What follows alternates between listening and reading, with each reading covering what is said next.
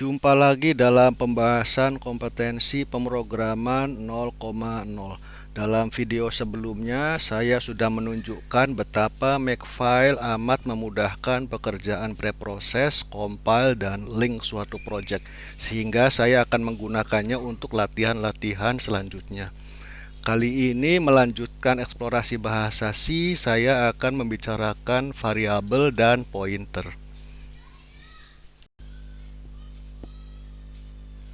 Sebagai sarana penyimpanan data, memori komputer memiliki alamat yang menunjukkan lokasi dan nilai yang berada di lokasi tersebut. Dari sudut pandang sumber daya komputer, variabel adalah nama yang menunjukkan alamat di memori tempat suatu nilai dapat diubah. Sedangkan pointer adalah nama yang menunjukkan suatu alamat di memori yang nilainya berisi alamat. Sebagai contoh, saya memiliki 3 item di dalam memori. Alamat 1 adalah pointer, alamat 2 dan 3 masing-masing adalah variabel suhu dan kecepatan. Jika nilai pointer diisi 2, maka pointer menunjukkan variabel suhu. Lalu, jika pointer diisi nilai 3, maka pointer menunjukkan variabel kecepatan. Selain berisi alamat variabel, nilai pointer dapat berisi alamat pointer lain. Juga nilai suatu pointer dapat berisi alamat function, misalnya dalam kasus callback function.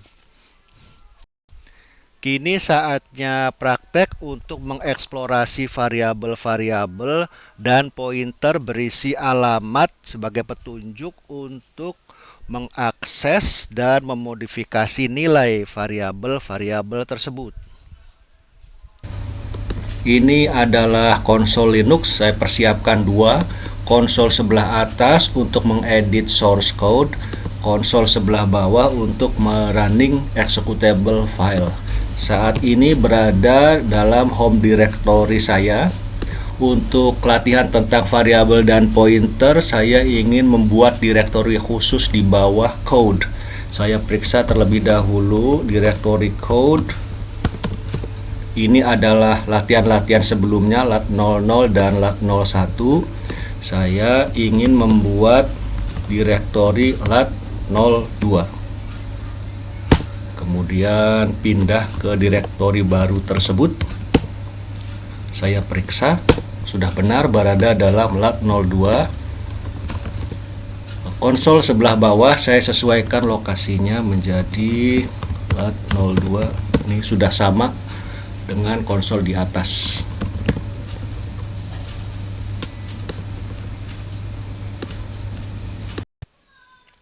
Saya akan membuat executable file untuk menampilkan alamat dan nilai variabel.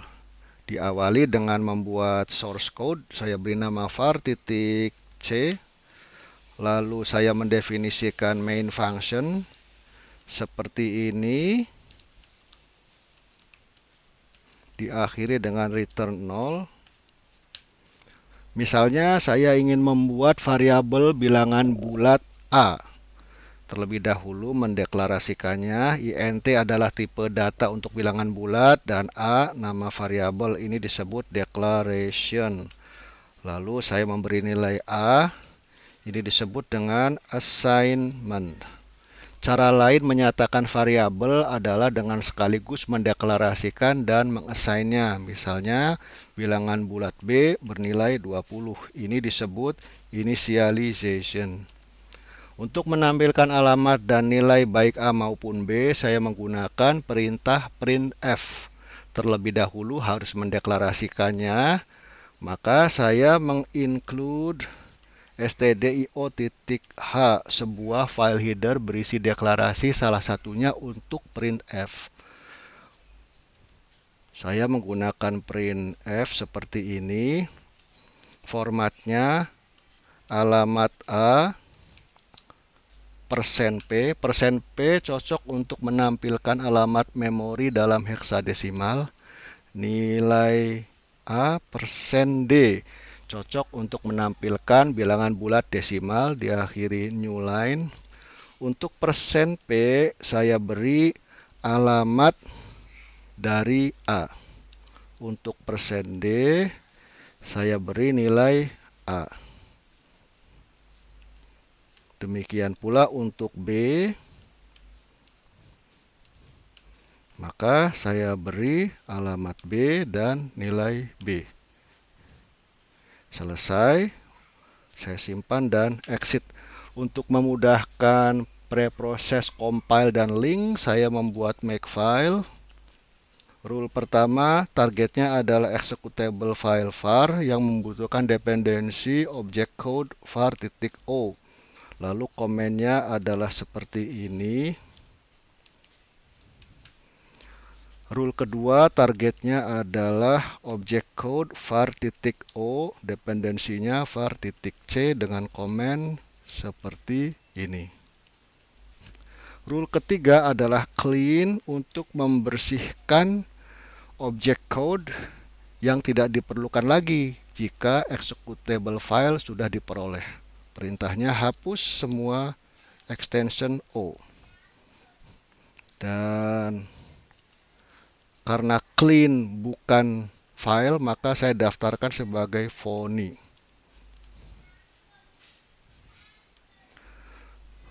Untuk detail tentang makefile, mohon lihat video saya sebelumnya tentang makefile. Saya simpan dan exit. Maka saya sudah memperoleh makefile dan source code var.c. Untuk membuat executable file cukup ketik make, sehingga saya sudah memperoleh executable file var berwarna hijau dan object code. Saya ingin membersihkan object code, maka perintahnya make clean. Dan kalau saya lihat, ini object code sudah dihapus. Sekarang saya ingin menguji executable file var di konsol bawah seperti ini. A berada di alamat ini dan nilainya 10. B memiliki alamat sendiri dan nilainya 20.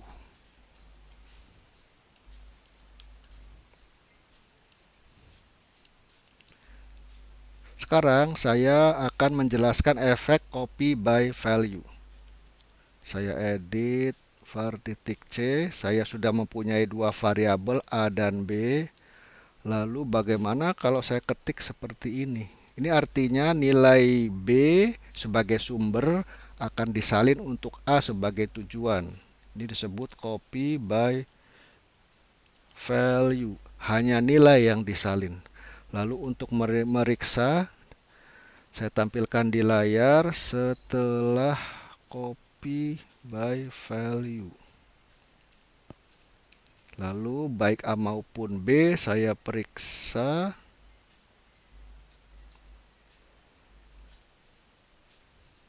Oke.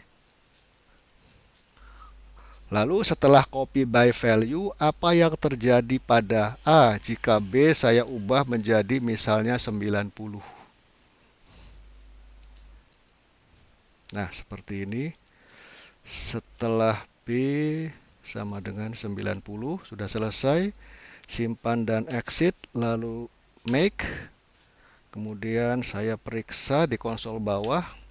Ini nilai awal A10, B20 dengan alamat masing-masing. Lalu setelah copy by value, alamat tidak berubah.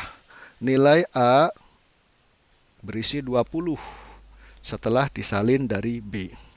Lalu jika B diganti menjadi 90, maka nilai B 90, A tetap 20. Demikian efek copy by value.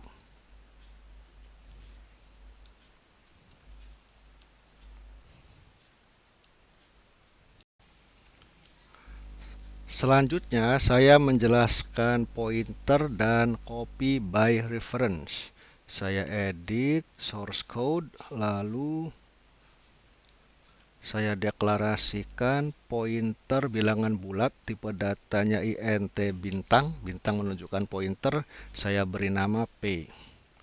Lalu P saya isi alamat misalnya A. Karena bukan nilai tetapi alamat A yang saya salin untuk P, ini disebut copy by reference. Untuk memeriksanya, saya tampilkan di layar setelah copy by reference, new line, lalu saya tampilkan alamat dan nilai A. Juga saya tampilkan alamat P dan nilai P. Karena P berisi alamat A, tidak cocok menggunakan persen %D, tapi gunakan persen %P. Dan di sini alamat P, nilai P. Menggunakan pointer P, saya bisa mengakses nilai A. Ini disebut dengan dereference. Simbolnya adalah bintang P. Mari periksa dereference itu. Printf dereference persen %P berapa nilainya. Karena nilai A adalah bilangan bulat, saya gunakan persen %D, new line. Dan untuk mengisi persen %D ini, saya gunakan dereference P. Lalu, apa yang terjadi dengan dereference P jika A saya ubah menjadi 120?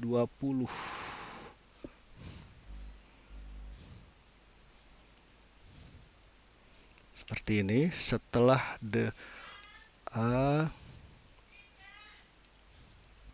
Oke, lalu saya periksa seperti ini, alamat dan nilai A. Lalu saya periksa alamat dan nilai P. Lalu saya periksa dereference P.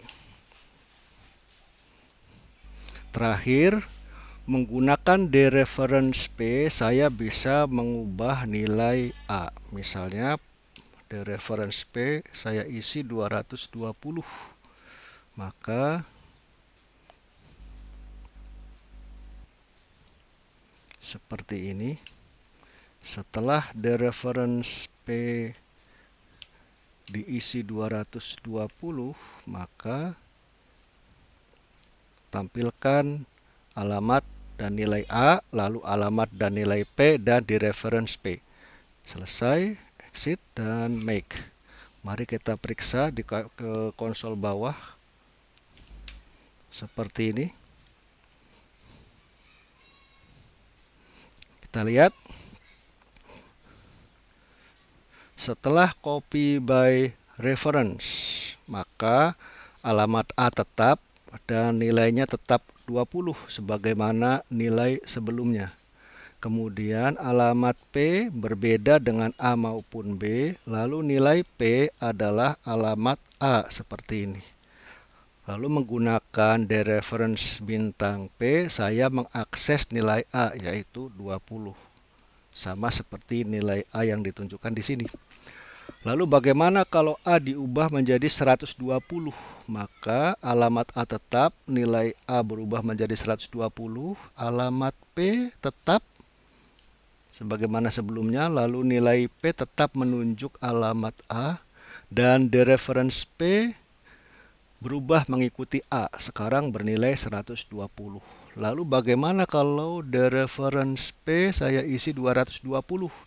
Dan saya lihat nilai A berubah sesuai dengan nilai dereference itu. Lalu alamat pointer P maupun nilainya sama, tetap menunjuk ke variabel A, dan dereference P bernilai 220. Itulah efek dari copy by reference. Jadi, dereference bisa digunakan untuk mengakses maupun mengubah variabel yang ditunjuk oleh suatu pointer.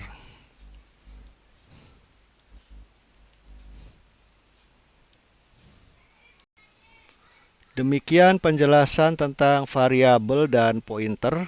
Kita mengeksplorasi bahasa C selangkah demi selangkah. Sampai jumpa dalam video selanjutnya.